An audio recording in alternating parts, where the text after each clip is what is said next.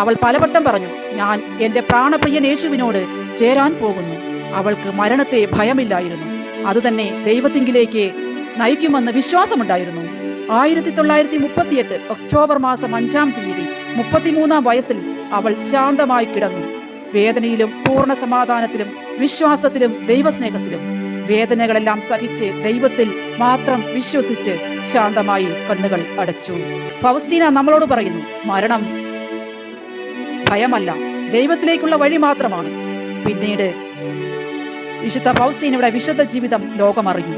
2000-ൽ വിശുദ്ധ John Paul പാപ്പ വിശുദ്ധ ഫൗസ്റ്റീനയെ വിശുദ്ധയായി പ്രഖ്യാപിച്ചു. അതിനോടൊപ്പം ഡിവൈൻ മേഴ്സി സൺഡേ, ദൈവകരുണയുടെ ഞായറായി ലോകമെമ്പാടും ആചരിക്കാൻ തുടങ്ങി.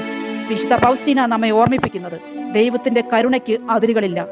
നമ്മൾ വിശ്വസിച്ചാൽ യേശു നമ്മുടെ ജീവിതത്തെ മാറ്റിമറിക്കും. വലിയ ദൈവിക ഇടപെടലുകൾ നമ്മളുടെ ജീവിതത്തിൽ നടക്കും.